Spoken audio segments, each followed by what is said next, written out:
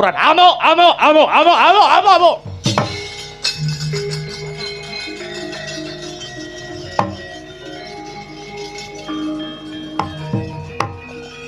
Wah! Wes.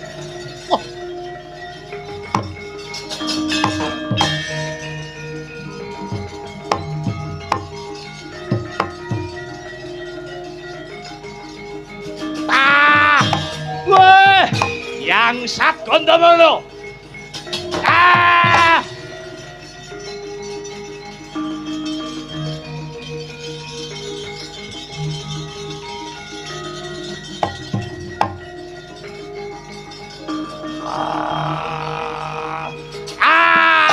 Lo! Yo!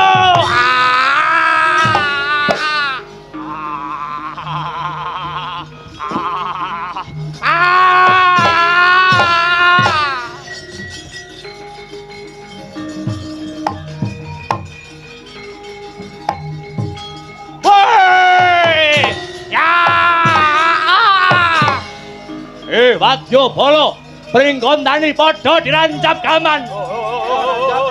Rancap.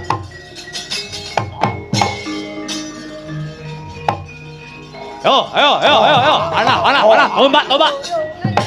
Yo.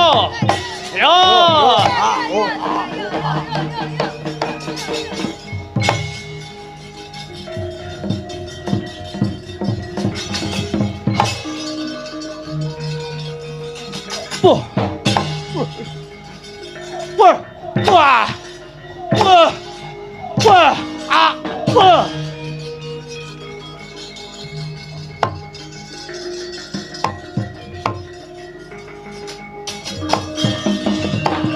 Rancap gaman risang Gondomono kalawan Wadya Bala ing negara Pringgondani tanggaping swasana risang Harya Suman Giya Hamarentah Sata Kurawa inen ugi angranjap gaman mring sang Gondomono nganti sang Gondomono kaya ketaman udan jemparing aweden jemparing saking kiblat papat lena kaprayektaning sang Gondomono kecemplung luweng surager prajurit Kurawa.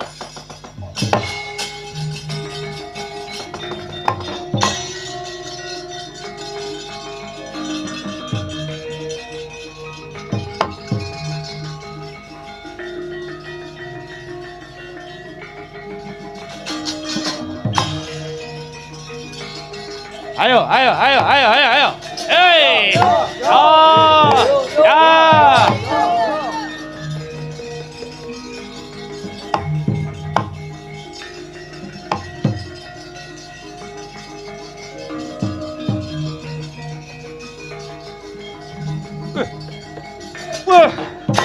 Wah!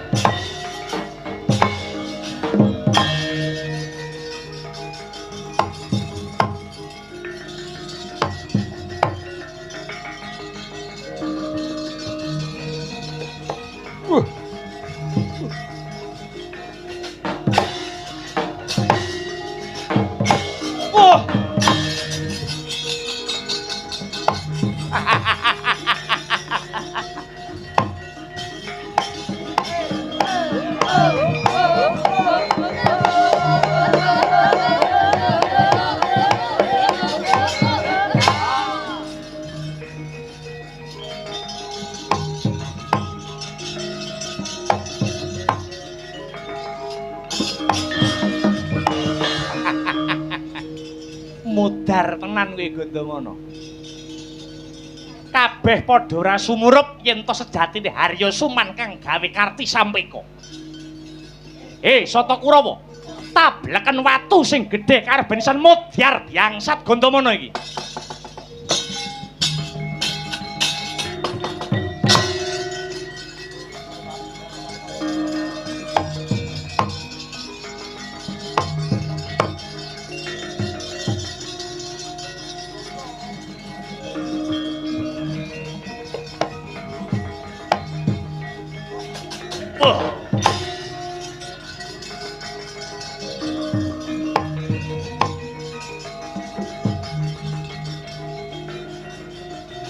Wah.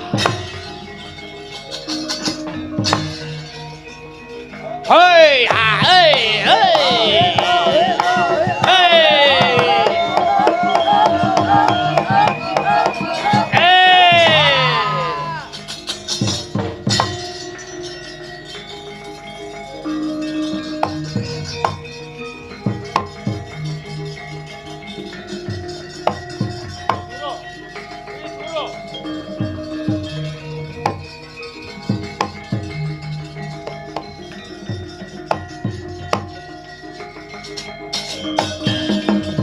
Oh, Yayi Om.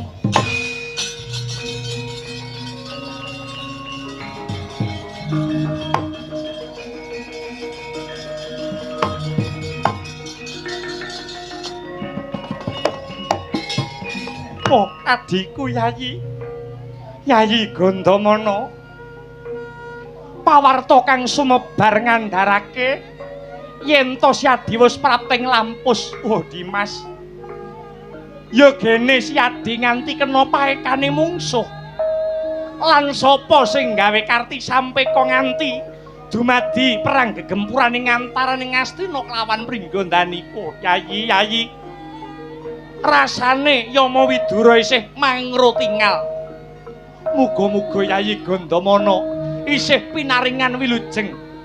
Dina iki aku bakal sowan Kanjeng Rama Mara Sepuh.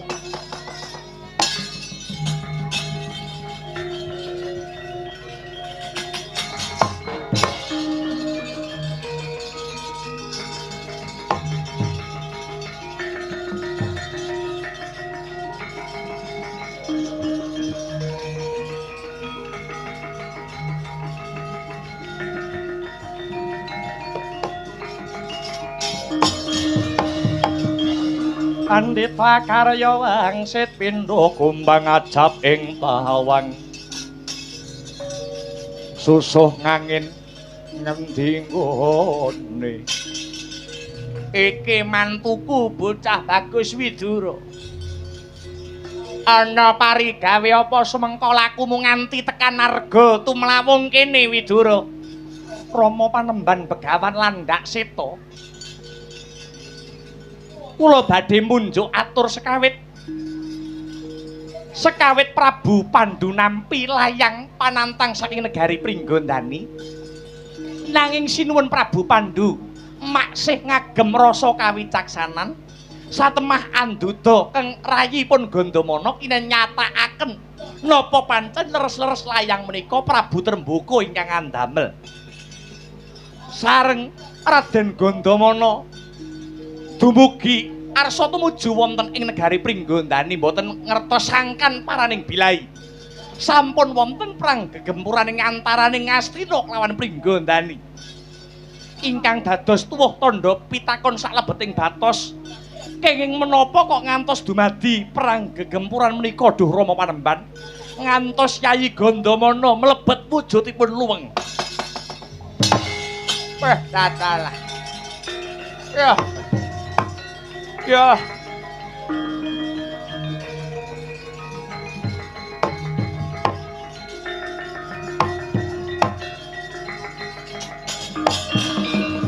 wah layak to layak bareng tak sawang nganggo netra Pramana Jati pancen iki ana sing gawe perkara kula nyuwun senjata pitulungan miwah tombak kenceng saking Paduka Rama Panemban Begawan Landhak Seta iya selak mesake nasibe Gandamana tak tulungane tak luarane saka sajroning luweng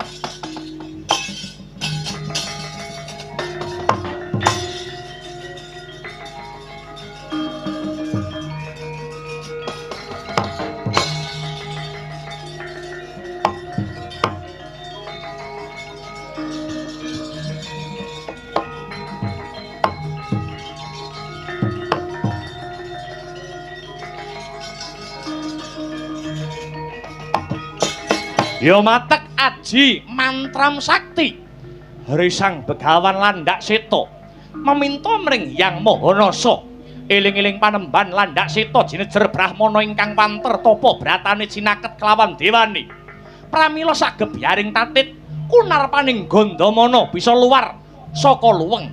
Giya Sang Gandamana sinebul dening Sang Landhak Seta. Waluya jati temah nirmala Sang Gandamana.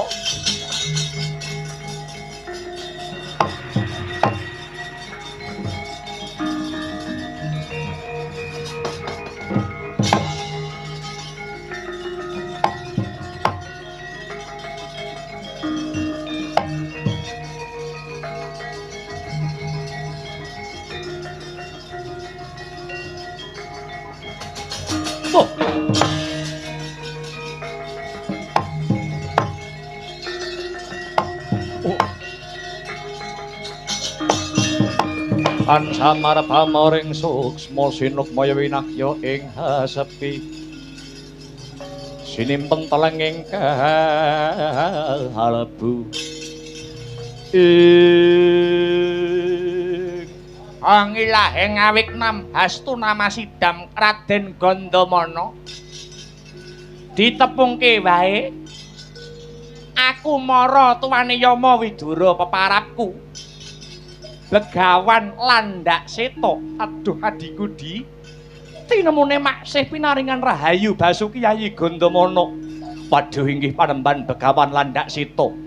Ngaturaken agenging panuwun awit sampun paring pambiyantu dumateng jasad kula. Tanpa lelabetan jengandika Sang Panemban Begawan Landhak Seta, Gandamana namung kintun pengaran-aran. Raden kula namung badhe matur lelampahan sakwontenipun adhedhasar panrawang batos miwah pramana jati kula. Kula saged nyawang kawontenan bilih sejatosipun panandhang paduka Raden Gandamana menika pancen wonten ingkang ngandamel. Lajeng ingkang damel perkawis menika sinten? Inggih waleh-waleh menapa? Pancen bener sinuwun Prabu Trembaka badhe ngrawuhaken sinuwun Prabu Pandhu wonten Pringgandani. Badhe dipun sunggi-sunggi badhe dipun mulyakaken. Nawala saking Pringgandani kala wau dipun tampi tiyang Astina ingkang naminipun Haryasuman. Lajeng dipun salini layangipun ingkang sekawit layang pedamen dados layang panantang. Paramdene sak sampunipun layang menika paduka waos sinuwun Pandhu maksih wicaksana. Prabu Pandhu maksih titis panyawangipun ketitik utusan Raden Gandamana murih nyatakaken layang menika dhateng negari Pringgandani. Pramila paduka kinen bidal ijen tanpa ngirit wujudipun wadyabala. Nanging ingkang sejatosipun beta wadyabala kala wau mboten asanes muhung Haryasuman. Lan mugi kawuningan ingkang disiki ngebak peperangan menika sanes prajurit Pringgandani.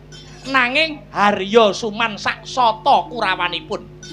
Sak sampunipun mekaten jengandika dipun ranjap saking gaman saking kiblat papat kalebet ugi prajurit Pringgandani.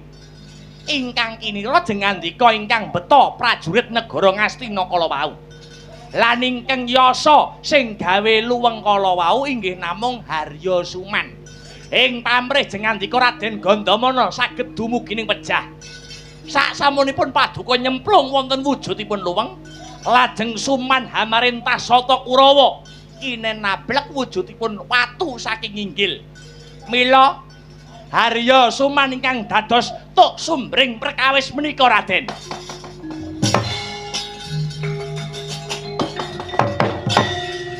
Yayi.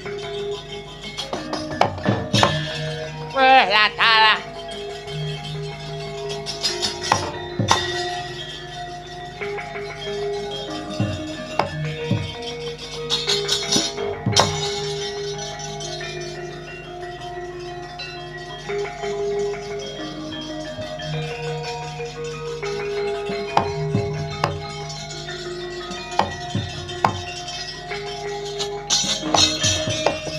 Mongko kandining tumuwuh salami mung awas eling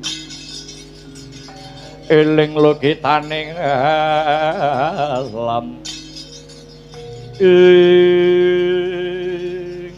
klilip mungguing netra wis bisa tak singkirake.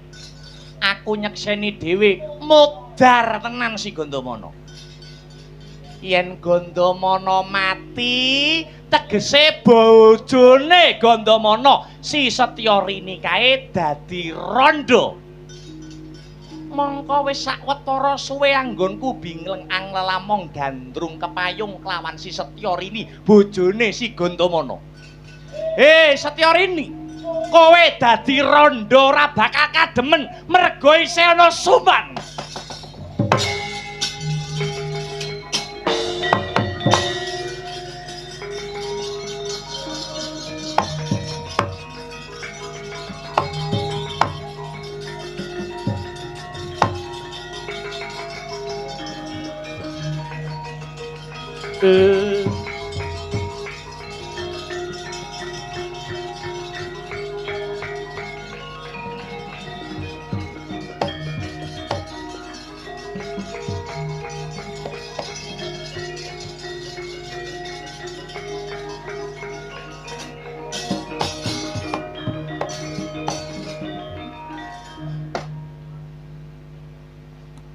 Aduh Nimas Brangta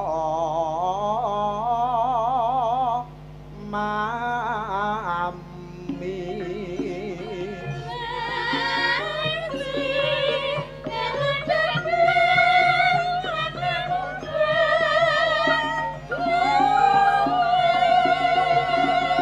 Siraya katon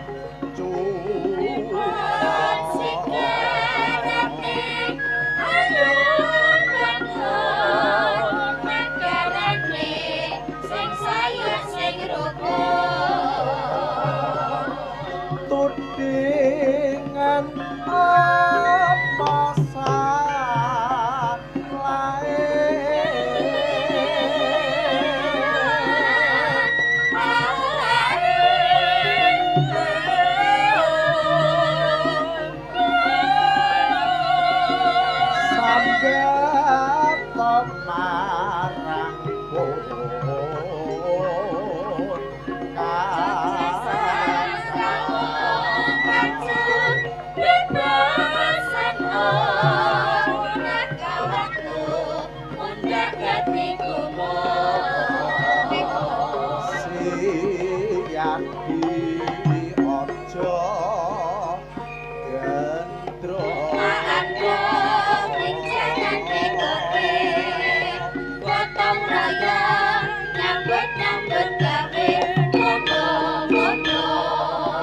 kaya bulan pasur ya buku kacung sing biru sing jalan ayo bersatu aku ya setuju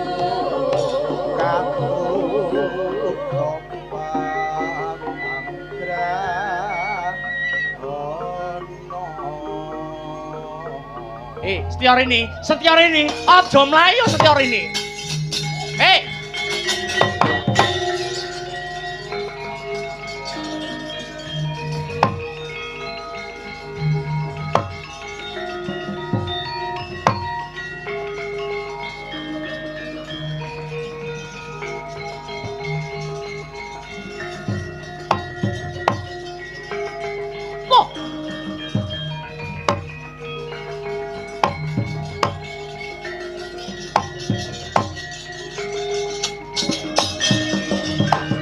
Ayo, yen wani nyedhak. Nek pancen wani kowe nyedhak, kok kowe ndadak ngagar keris? Kowe ndadak ngetoke keris barang ki nyapa? Kuwi aku ngerti kuwi kerise bojomu si Gandamana. Iya to? Kerise bojomu cilik isih gedhe tur dawa kerisku, ngono. Timbang kerise bojomu isih dawa kerisku, wong edan blawanan. Kowe wani maju sak jangkah keris iki bakal nancep ana dadaku. Aja semekean. Wong wedok krubyuk kabotan pinjong tak ruda paripeksa kowe dina iki. Nekat tenan kowe Suman.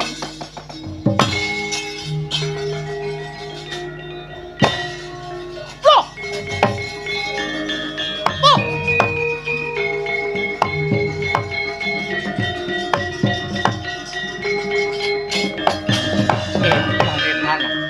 Aduh mati aku.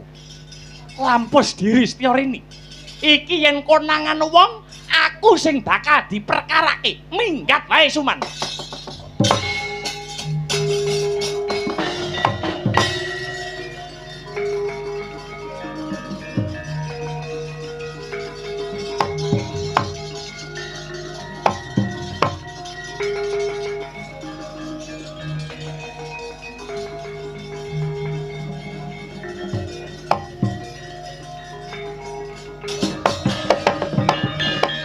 Oh,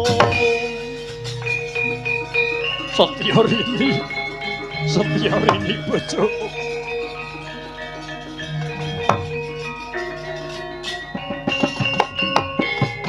Piye larah-larahe nganti kowe bisa lampus diri ngene, Pangeran. Kabar sumebar pawarta sampun warata bilih paduka sampun dumugi ning pralaya. Harya Suman kepengin ngruda paripeksa kawula. Sak seda panjenenganing kabar ingkang sampun sumebar. Harya Suman kepengin ngukup kula Pangeran. Bangsat Suman.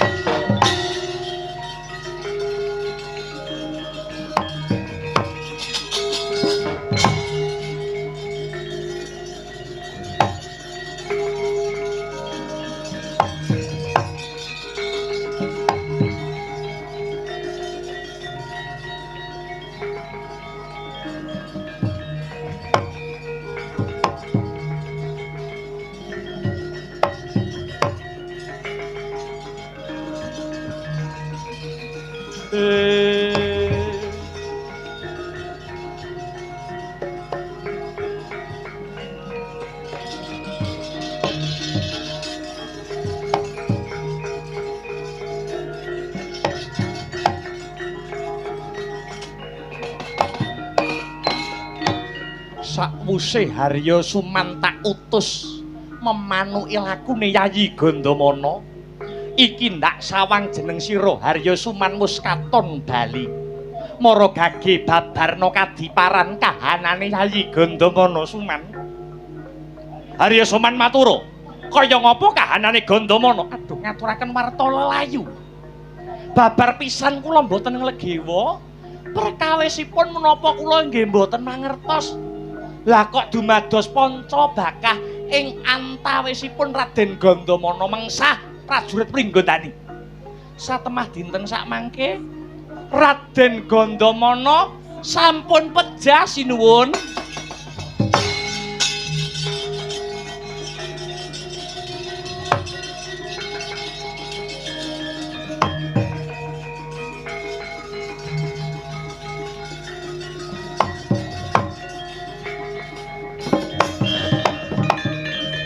Ayo metu delo pitungan karo Gandamana.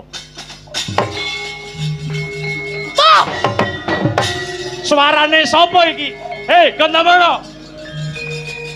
Toh!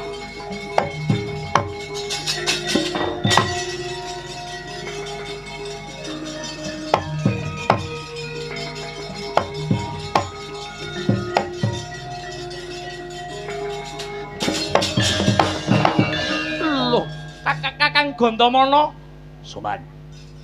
Kowe pengin dadi wong kondang monggo.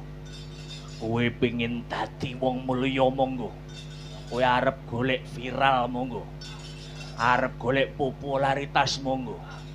Ning pisan-pisan kowe aja ngitek-itek kancamu, cuk. Wah! Wah!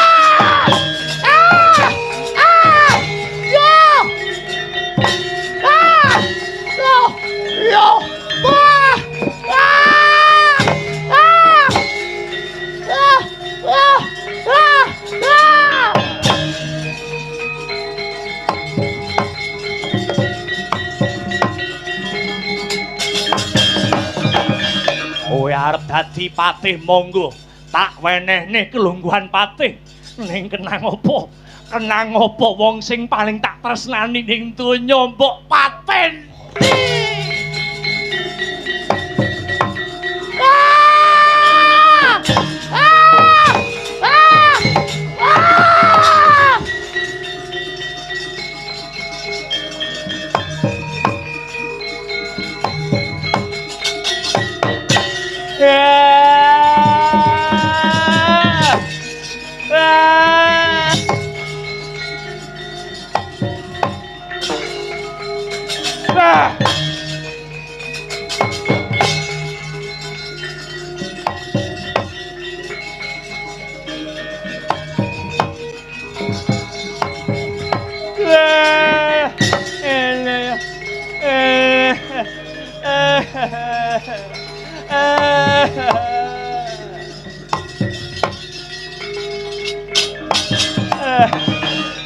Aku udah mati aku.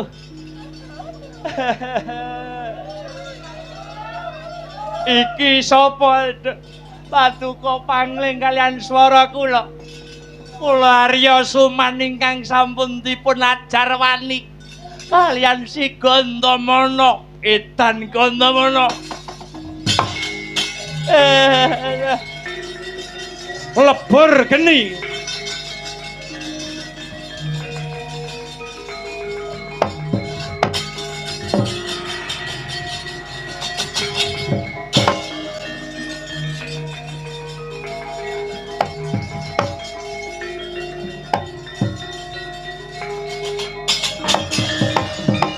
Kembari Bandung Bondowoso.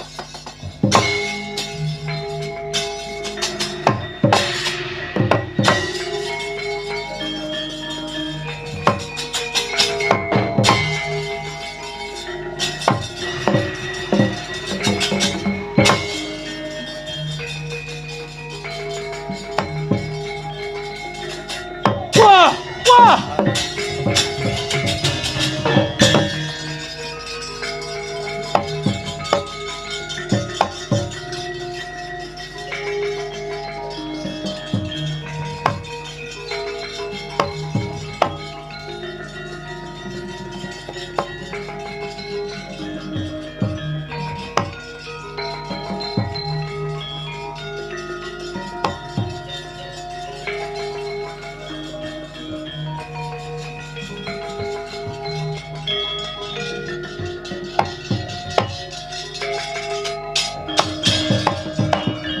Apik kuwi Gandamana kuwi apik.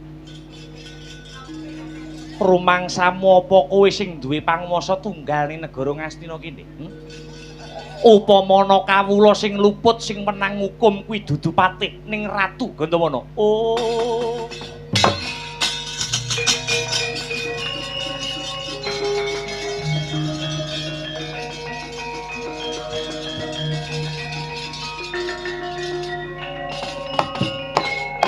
Waduh sinuwun.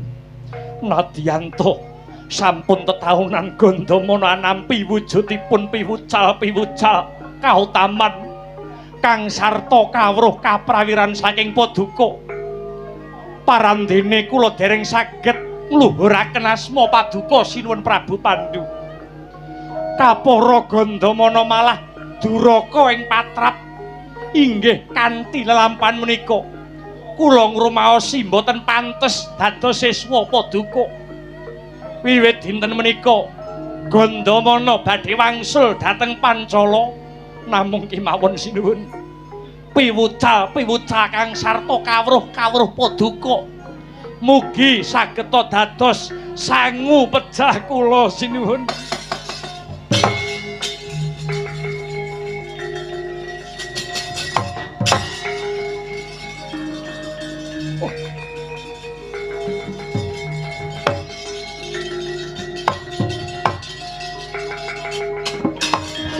Waduh Koko Prabu sampun ngantos Paduka wonten ingkang nyengguh bilih Paduka Nalendra ingkang kirang titi ing pamawas.